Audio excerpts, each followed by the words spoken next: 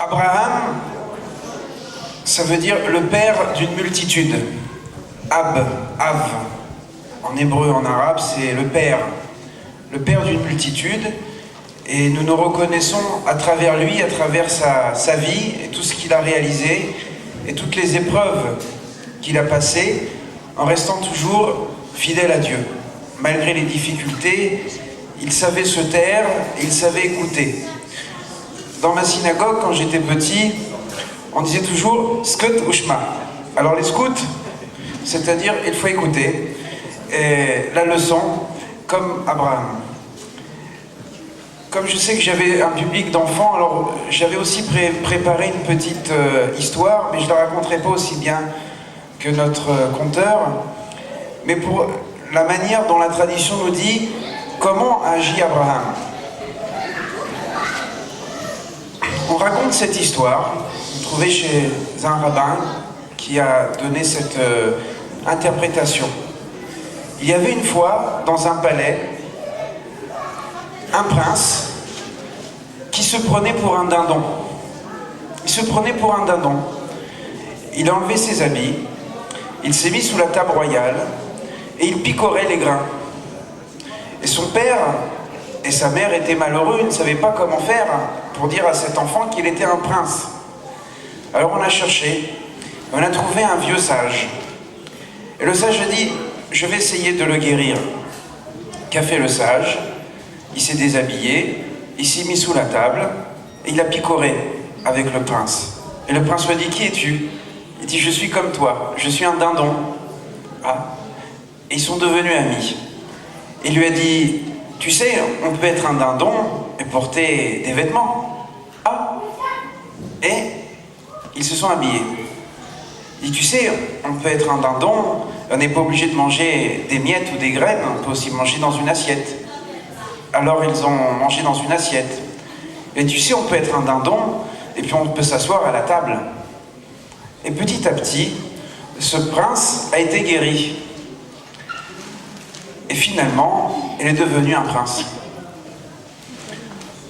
Le dindon, c'est l'homme, dit la tradition. C'est-à-dire, quand nous venons sur Terre, des fois nous nous conduisons comme des animaux.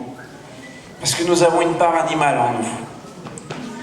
Et puis, Abraham, c'est celui qui est venu et qui a montré aux hommes que nous étions créés par Dieu, que nous n'étions pas des animaux, mais qu'il y avait l'âme divine qui nous habitait, le souffle de Dieu. Aujourd'hui, vous fêtez votre 5e tente autour de votre cher si généreux et que j'apprécie, et pour tout le travail qu'il fait.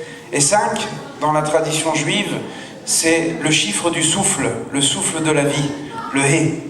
Et donc le chiffre 5, la vie qui nous est donnée par Dieu et qui fait que nous ne sommes pas des animaux.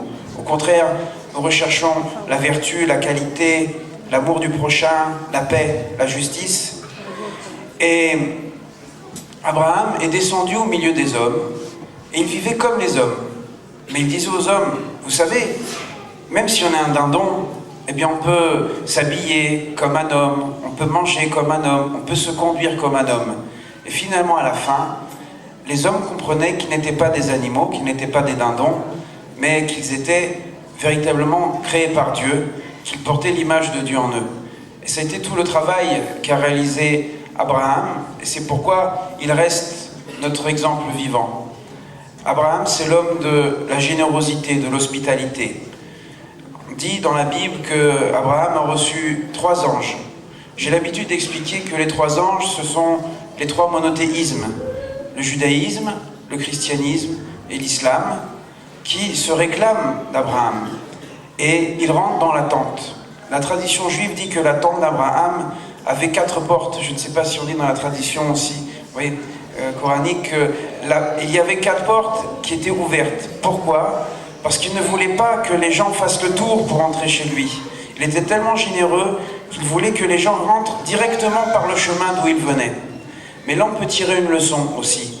La générosité, c'est d'accepter les gens comme ils sont. On ne demande pas aux gens de faire le tour, de se transformer. On les accueille tels qu'ils sont, on les accepte dans leurs différences, on les reçoit. Et surtout Abraham, qui était un grand seigneur, un prince de Dieu, on le voit se prosterner devant les étrangers, leur laver les pieds, leur donner la nourriture, courir lui-même pour préparer le repas, prévenir sa femme, prévenir ses enfants de préparer le repas. Et c'est la générosité qui marque Abraham, et c'est sa tante.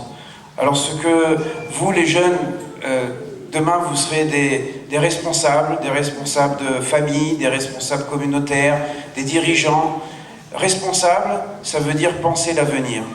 Quand, comme disait le cher tout à l'heure, nous sommes là pour semer quelques graines, le premier métier de l'homme c'est jardinier, et un jour vous serez des responsables. Et je souhaite que Ibrahim, vous accompagne toujours, qu'il soit votre exemple.